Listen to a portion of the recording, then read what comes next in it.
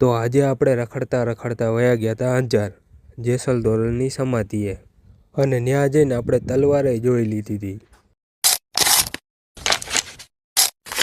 તો જય ગિરનારી બધાઈને। આપણે ઉઠી ગયા સવારમાં અને આજે આપણે કંઈ કામ નહોતું એટલે ઉઠવામાં થઈ ગયું હતું થોડુંક મોડું અને ઉઠીને આપણે વયા ગયા હતા ઉપર આટો મારવા। ઉપર જઈને આપણે જોયું તો વરસાદે હતો અને તડકોય હતો।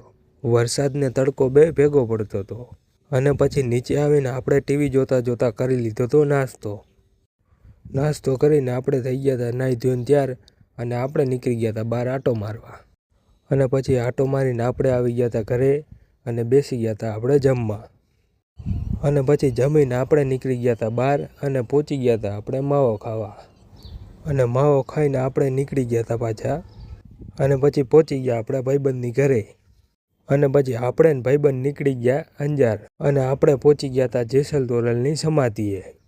અહીંયા આવીને આપણે જોયું તો ફોટો અને વિડીયો ઉતારવાની હતી મનાઈ અને પછી આવી ગયા હતા આપણે જેસલ તોરલની સમાધિના દર્શન કરવા અને અહીંયા આવીને આપણે એવું સાંભળવા મળ્યું કે હર વર્ષે એક ચોખાના દાણા જેટલી સમાધિ નજીક આવે અને જ્યારે આ બે સમાધિ ભેગી થઈ જાય ત્યારે થઈ જાય દુનિયાનો વિનાશ।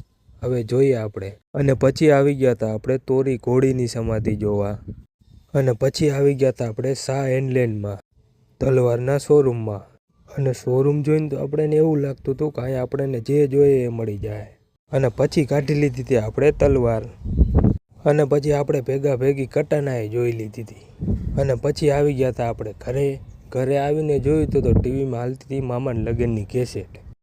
ખબર નહીં હવે આપણો વારો કેદી આવે। હવે આ ઘા સહન નથી થતા, માતાજી સુખી રાખે યાર। અને પછી થઈ ગયું હતું જમવાનું એટલે જમીને આપણે નીકળી ગયા હતા બહાર માવો ખાવા અને સોસાયટી જોઈને તો એવું લાગતું હતું કે આખી સોસાયટીમાં આપણે એક જ રહીએ છે અને પછી આપણે ખાઈ લીધો માવો ખાઈને આપણે નીકળી ગયા હતા ઘરે અને મળીએ કાલના નવા મિની વ્લોગમાં। ત્યાં સુધી તમે લાઇક શેર ફોલો કરી નાખજો।